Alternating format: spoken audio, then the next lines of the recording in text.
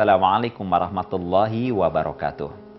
Alhamdulillahilladzi arsala rasulahu bil huda wa dinil haqq liyudhhirahu 'alad dini kullihi wa kafa billahi syahida.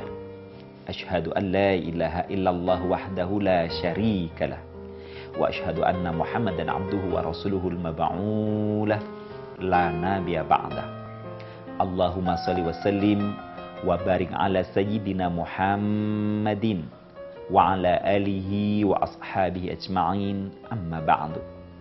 Sahabat Zakat TV yang dirahmati Allah Subhanahu wa taala, apa kabar iman Anda hari ini? Doa dan harapan kami semoga keimanan kita senantiasa meningkat dari hari ke hari.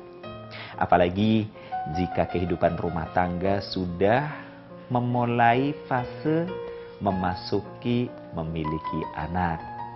Anak sudah lahir dengan izin Allah Subhanahu wa taala. Nah, bagaimanakah perlakuan terhadap bayi yang baru dilahirkan? Terutama pada hari yang ketujuh. Oleh karena itu, dalam program Asmara kali ini, kita akan berbincang atau saya akan mengangkat tema tentang beberapa amalan pada hari ketujuh sejak sang jabang bayi lahir ke dunia.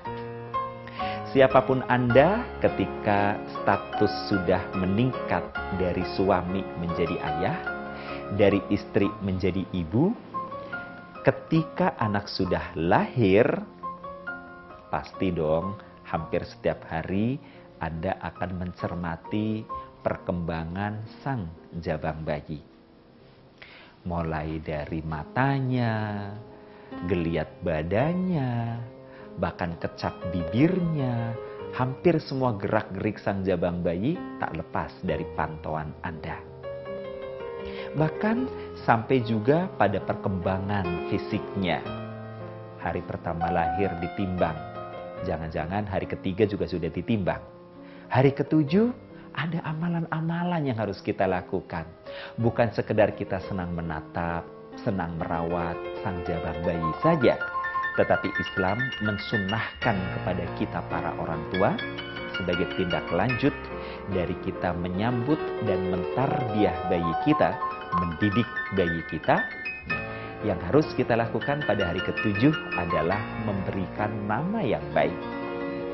Nama yang baik adalah merupakan satu kemuliaan dan kebaikan yang bisa dilakukan oleh ayah dan ibu kepada bayi yang baru dilahirkan. Dan bisa juga bukan hanya nama, tetapi juga julukan atau nama panggilan yang merupakan nama kesayangan. Karena nama dan panggilan yang baik itu akan meninggalkan kesan positif di dalam hati, khususnya hati sang anak. Rasulullah Sallallahu Alaihi Wasallam bersabda, Innakum tuda'auna yawmal qiyamah bi asma'ikum wa asma'i abaikum fa ahsinu asma'akum. Sesungguhnya kalian pada hari kiamat nanti akan dipanggil dengan nama-nama kalian dan nama-nama bapak-bapak kalian. Maka perindahlah nama-nama kalian. Hadis riwayat Abu Dawud dan Ibnu Hibban dalam kitab sahihnya dengan para perawinya yang thiqat. Begitu juga Allah Subhanahu wa taala telah memerintahkan kepada hambanya agar memanggil dan berdoa kepadanya dengan menyebut nama-nama Allah yang baik. Misalnya saja Allah menyebutkan lahul asmaul husna fad'uuhu biha. Ketika seorang hamba diseru oleh Allah Subhanahu wa taala untuk memanggilnya, kata Allah, dan bagi Allah adalah nama-nama yang baik, maka berdoalah dengannya.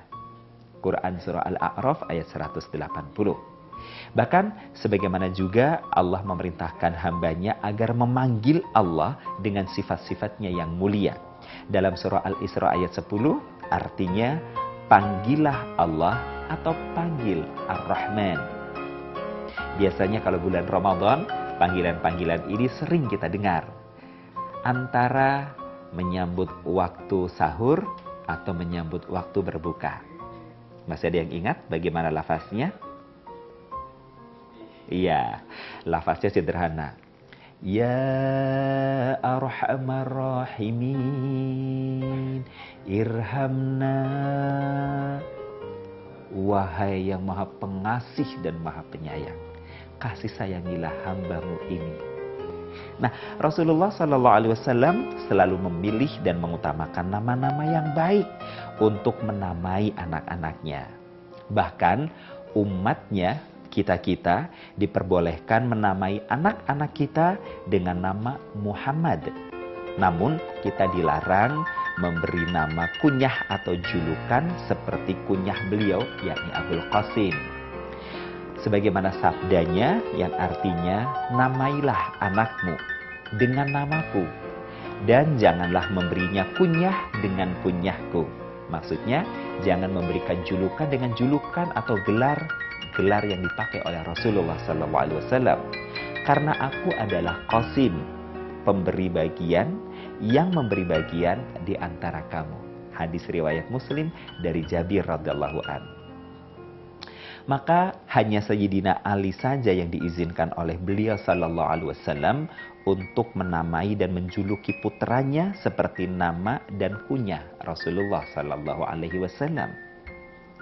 Salah seorang putra beliau yang bukan dari keturunan Fatimah radhiyallahu an diberi nama Muhammad, dikenal sebagai Muhammad ibnu Hanafiyah, karena ingin memuliakan dan mengutamakan Rasulullah sallallahu alaihi wasallam. Orang-orang beriman yang hidup sebelum Rasulullah sallallahu alaihi wasallam juga menamai anak-anak mereka dengan nama-nama nabi dan orang-orang soleh.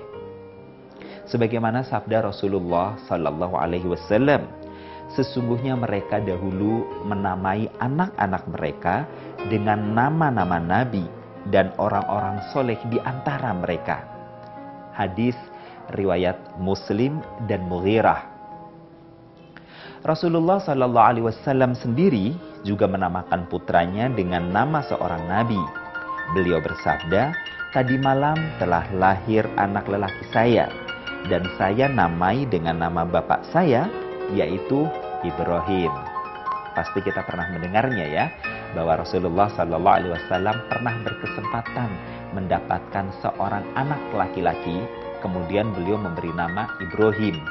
Meskipun Allah berkehendak lain, Ibrahim tidak diberikan umur yang panjang, kecuali hanya beberapa saat saja.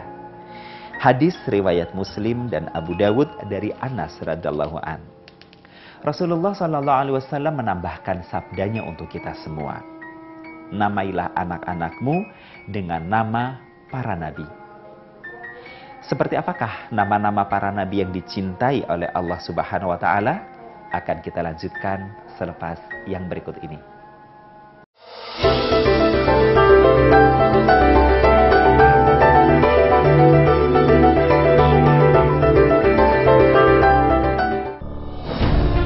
Ketika keindahan dunia merebak keselarasan, berbagi kemesraan. Ketika sejuta tangan merangkai kebahagiaan dalam kehidupan yang harmoni. Ketika zakat Anda wujudkan indahnya dunia.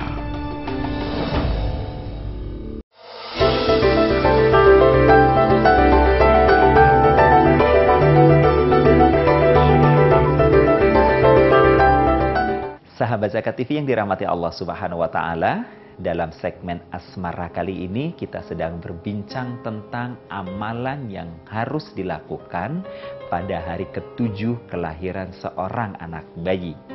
Tadi beberapa hadis sudah diangkat, saya ingin mengulang kembali hadis yang tadi, bahwasanya Rasulullah SAW bersabda, "Namailah anak-anakmu dengan nama para nabi." Nama yang paling dicintai oleh Allah adalah Abdullah dan Abdurrahman. Sebenar-benar nama adalah Harith dan Hamam.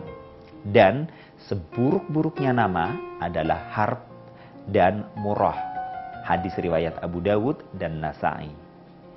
Karena mengamalkan sabda Nabi tersebut, sehingga banyak para sahabat yang menamai anak-anak mereka dengan nama-nama Abdullah.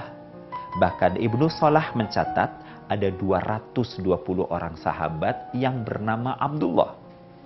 Bahkan menurut Al-Iraqi, nama Abdullah telah dipakai oleh lebih dari 300 orang sahabat.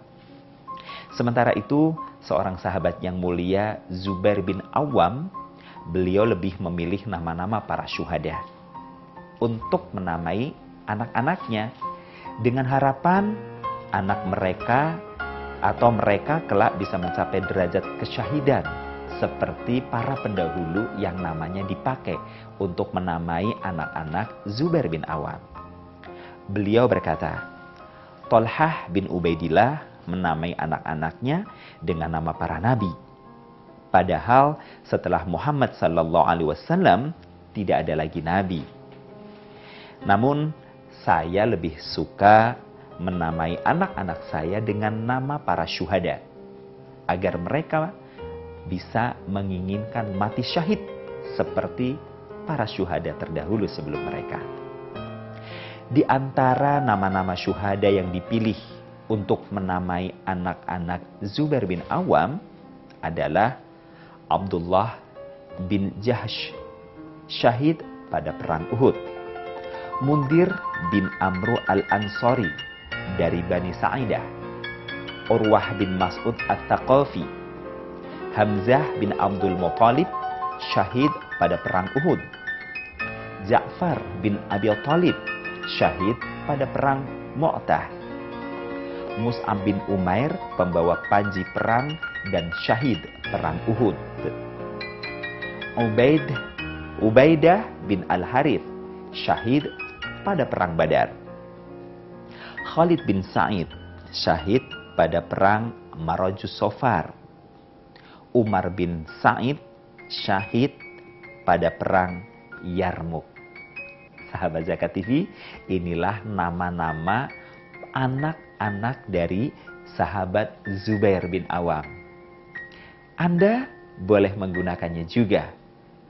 Zubair bin Awam sudah berpesan atau berharap bahwa dengan memberikan nama anak-anaknya dengan nama para syuhada akan tertanam di dalam jiwa anak-anaknya kelak semangat untuk berjihad, semangat untuk mati syahid. Karena memang sebaik-baik kematian adalah menjadi syuhada di jalan Allah Subhanahu wa taala. Dengan menemui syahid dalam kematian, maka dipastikan orang tersebut pasti mati dalam keadaan husnul khotimah. Di samping itu juga mereka yang diberikan nama-nama para syuhada, anak-anak yang diberikan nama para syuhada maksudnya, insya Allah mereka pun akan memiliki semangat juang yang tinggi untuk senantiasa membela agama Allah Subhanahu wa taala. Saya lanjutkan lagi, Rasulullah SAW selalu mengganti nama-nama yang buruk menjadi nama-nama yang baik. Seperti nama Asyiyah yang artinya adalah pendurhaka, diganti dengan Jamilah. Nama Asram yang artinya terpotong dirubah menjadi Zur'ah yang artinya adalah tumbuh. Ada juga nama-nama yang dimakruhkan jika digunakan, yaitu nama-nama yang mengandung unsur pensucian dan kebaikan diri. Rasulullah Sallallahu Alaihi Wasallam bersabda, yang artinya janganlah namai anak kamu dengan nama Yasar, yang artinya kemudahan, ribah, keberuntungan, najih, berhasil, dan aflah, berbahagia. Ketika Amr bin Atta hendak menamai anak perempuannya dengan nama Barah, yang artinya adalah sangat baik, ditegur oleh Zainab binti Salma bahwa dia pernah mendengar Rasulullah Sallallahu Alaihi Wasallam bersabda, janganlah kalian menganggap dirimu suci. Allah lah yang lebih mengetahui siapakah di antara kalian yang menjadi ahli kebaikan. Lalu harus kami beri nama apa? Tanya mereka. Namai saja dengan Zainab. Hadis riwayat Muslim dan Abu Dawud. Panduan umum untuk penamaan anak. Yang pertama adalah nama itu hendaklah diambil dari nama-nama orang yang ahli agama. Mulai dari para nabi, para rasul, dan hamba-hamba Allah yang salih Jangan lupa sambil berniat untuk taqarrub, mendekatkan diri kepada Allah Subhanahu wa Ta'ala. Karena nama-nama yang sedemikian akan senantiasa mengingatkan orang kepada kebaikan dan pendukungnya. Yang kedua, hendaklah nama yang dipilih itu singkat dan mudah diucapkan serta cepat diingat. Yang ketiga, hendaklah nama yang dipilih itu punya arti yang baik, sesuai dengan keadaan dan kedudukan orang yang dinamai. Ingat, untuk kesekian kalinya saya sampaikan bahwa dengan memberikan nama yang baik pun akan menanamkan rasa bangga kepada sang anak. Seperti seorang teman yang anaknya diberi nama Muhammad Raihan Al-Kautsar. Ternyata anak yang semula ketika dalam masa tumbuhnya dari usia prasekolah sampai kemudian sekolah SD, itu terkesan bandel luar biasa. Oleh orang tuanya, nyaris orang tuanya merasa tidak sanggup untuk mengarahkannya karena begitu hiperaktif, bahkan kadang melakukan kemungkaran-kemungkaran mengambil uang di rumah. Tapi ternyata begitu kelas 3 SD, hafalan-hafalan surah-surah pendeknya masuk pada kalimat inna a'tainakal kautsar fasolli li rabbika wanhar inna syani'aka huwal abtar. Waktu kelas 1 menghafal sambil lalu. Waktu kelas 2 membaca sambil selintasan. Tapi begitu masuk kelas 3, sudah mulai terbuka alam berpikirnya, dia terperanjat dengan namanya. Bagaimanakah reaksi sang anak yang bernama Muhammad Raihan Al-Kautsar ini? Kita akan simak kelanjutannya selepas yang berikut.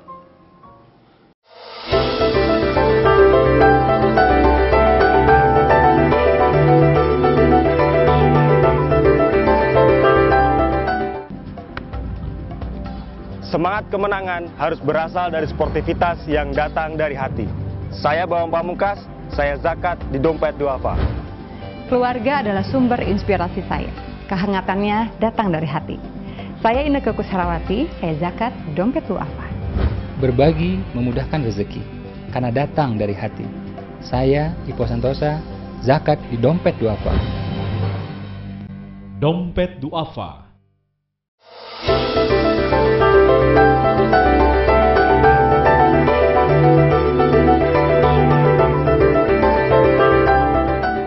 Terima kasih Anda masih bersama dengan Asmara di Zakat TV.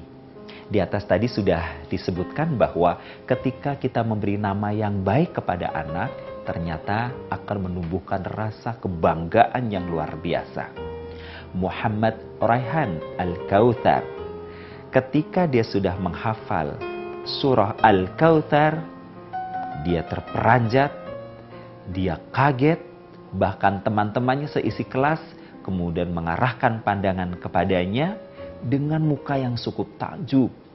Kemudian teman-temannya mengatakan, "Raihan, nama kamu ternyata ada dalam Al-Quran." Si Raihan itu begitu pulang ke rumah, dia menceritakan tentang suasana hatinya. Dia bercerita dengan ekspresi yang penuh kegembiraan. Dia bicara kepada kedua orang tuanya, "Umi, Abi, ternyata nama aku ada dalam Al-Quran." "Ah, masa dek?" "Iya, tadi aku di sekolah mengulang hafalan surah-surah pendek sama guru tahfiz yang baru. Begitu sampai pada kalimat inna a'tainakal kautsar, teman-teman pada nengok ke aku. Terus tadinya aku kaget, malu. Tapi aku tiba-tiba merasa senang, Umi Abi." "Kenapa kamu sangat senang, Dek?" "Iya, karena nama aku ternyata ada dalam Al-Quran. Berarti aku disayang Allah dong ya." Umi Abinya pun tersenyum. "Iya, kamu disayang oleh Allah." Sahabat Zakat TV yang dirahmati Allah Subhanahu wa Ta'ala, tahukah Anda, semenjak Muhammad Raihan Al-Kautsar menceritakan namanya tercantum dalam Al-Quran, perilaku-perilaku negatifnya yang semula oleh kedua orang tuanya dianggap sebagai perbuatan nakal, perbuatan yang merepotkan, perlahan tapi pasti ternyata sang anak berubah. Bahkan bapak ibunya pun kemudian memiliki satu alat lagi untuk mengingatkan Muhammad Raihan Al-Kautsar tetap istiqomah melakukan amal-amal kebaikan. Misalnya, jika adzan sudah berkumandang, sementara sang anak tampak diam, tidak bergeming dari tempat duduknya, maka bapak ibunya tinggal mengatakan, "Ayo Al-Kautsar, nama yang bagus, telaga Rasulullah di surga. Ayo telaga di akhirat yang menyegarkan umat manusia, kaum muslimin muslimat, sambut seruan Allah untuk menuju kepada surga." Maka sang anak meskipun dia awalnya agak lelet-lelet, tapi akhirnya dia pun bangkit bersemangat. Kenapa? Karena orang tuanya kemudian mudah untuk memotivasi dia bahwa namanya tercantum dalam Al-Quran dan sholat adalah perjalanan menuju kepada jannah, menuju kepada surga.